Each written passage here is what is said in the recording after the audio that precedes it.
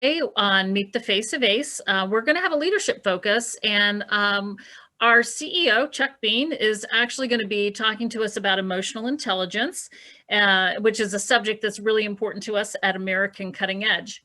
So, good morning, Chuck. Good morning. Tell me a little bit about emotional intelligence and why you chose this topic. Well, I've been very interested in emotional intelligence for several years now. And although I like to study it and I'm trying to do as best I can personally, I am by no means an expert. I still make plenty of errors trying to use emotional intelligence, or EI as a lot of people call it. But when I first learned about this and read about it, it was fascinating to me. And I think what's important is using those interpersonal relationships to meet your goals and further where you're trying to get to. Explain to us what emotional intelligence actually is. Well, I could tell you a little bit just from my heart, but I actually wrote down something, the textbook definition. It says the capacity to be aware of, control, and express one's emotions, and to handle interpersonal relationships judiciously and empathetically. So that sounds like something that might be on a college exam, but it makes a lot of sense because it's about looking at how you deal with people and trying to focus the conversation so that you can have some meaningful dialogue and everybody's much more well off because of it. You were talked about EI, and I know that they also refer to emotional intelligence as, kind of EQ. You have an emotional. How is it different than IQ? Well, IQ, which I'm not as good at the definition of that, is about your basic intelligence. In fact, one of the problems with IQ is many people, many researchers say you can't very much change your IQ. It is what it is. And the good news about EI or EQ is that it can be improved on. Like a lot of skills, if you work on it, you can get better. So that's exciting news there. Why is EQ so important? So, as I mentioned, many people think it's more a indicator of success than, say, IQ. And if it's one thing to have great ideas, maybe you have a great strategy, you know where you want to go, your business has good operations, but if you can't communicate with people, motivate people, make people feel good about being there, then it's all for naught. I mean, there's a famous statement out there that, culture trumps strategy any day of the week. So that's why, as you know, at American Cutting Edge, we focus a lot on culture. I'd like to think we have good strategy too, but yeah, we do. But we focus so much on culture because it's our people that make the difference. Yeah, I've often heard people say, I can teach you, a job, but I can't teach you culture. So. And that's one of the things that I appreciate about American Cutting Edge is the fact that we do hire for culture and, the on-the-job skills that you need to do the specific task come along, but making sure we have that fit is so important. Tell me a little bit about what goes into emotional intelligence. Well, there's really some different things that you can read about. I look at it like there's 5 parts of it. And the first one is self-awareness. And this is critical, of course, in so many things in our life. I don't care if you're trying to improve at a sport or playing an instrument or in this case, maybe interpersonal communication. The first thing you have to be is aware of your limitations or where you might have opportunity for growth. Okay. So it's being able to look at yourself, how you're dealing with people and say, gee, I didn't say that in a good way. I could do it a little different. And part of that also is to have some trusted peers or confidants where you can talk to them and get some really strong feedback about, hey, Chuck or Amy, this is how we see you talking to people. And if you would say this in a little different way, it would be better. So that was a big step for me, was trying to become self-aware of how I appeared to other people. Right.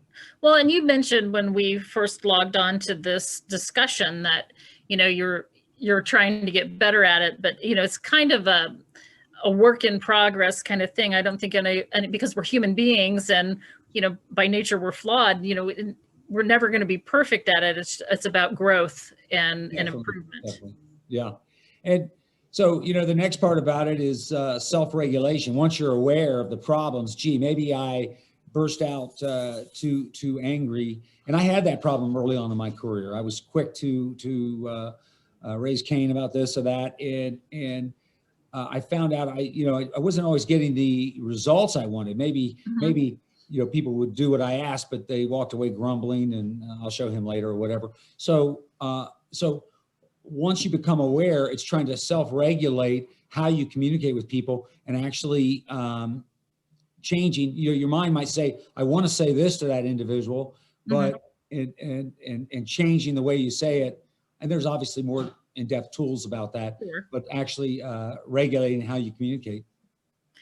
So. And how do you improve your, your emotional intelligence?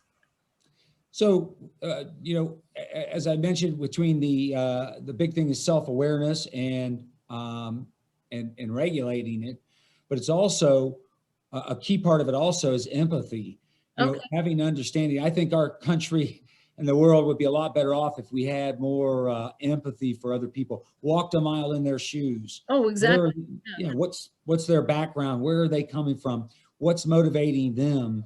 And that's something we tried to do a lot at American Cutting Edge to try to be empathetic to our different people's problems. For example, you may want somebody to work 50 hours on something, but they may have a lot of family issues or right. things going on at the home that they have to take care of, and being empathetic to that is going to go a long way.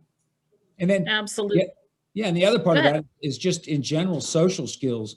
Right. We all know some people are a lot better off than others at just good social skills, but it's constantly learning better social skills of how to talk to people. And look, I want everybody I communicate with or come in contact with to come away from that conversation to feel better about us and about themselves than when I started it. And a lot of that's about social skills and empathy. Oh, I think that's a fantastic goal. Is there anything else you want to share with us about emotional intelligence before we wrap it up? Well, something, kind of the fifth part was motivation. Okay. Obviously, you have to be motivated. You have to care about these issues and about improving. And of course, one of our key values at American Cutting Edge is learn and be curious. And we try to do that every day. Right. But you have to have motivation to say, gee, if I get better at this, I'm going to improve. And a big part of this is to have less materialistic or extrinsic values. You want to be more intrinsic, where the goal is or the goal is to meet your own personal goals, not just make more money, but to improve yourself, to feel better about yourself, to improve your relationships and so on. And there's nothing funner than meeting those kind of goals where people really enjoy working with you and being a friend or companion. Well, I think we all achieve more when we are emotionally intelligent, and I think we learn from other people better. I think it's a better collaboration. In our business, there is, I think about a department like engineering. I think there's nothing in the organization that they don't somehow touch, and we all work together. And having that ability to relate to each other and handle, not all conflict is bad. I can disagree with you, but I can learn from whatever it is that we're doing, and we can use, different ideas to contribute to the business and move it forward. So it certainly makes sense to hire for those skills and hire for that. I don't want to say intellect, but hire for that tendency to want to be emotionally intelligent and work on themselves. And they may not even already have all the skills, but at least they're interested and willing to get better. They care about improving themselves. Absolutely. Well, I appreciate you taking the time to talk with us. I know that you're busy and, a lot of things going on. So thank you very much. And we'll talk to you again soon. All right, Amy, thank you very much. You're welcome. Bye now. Bye.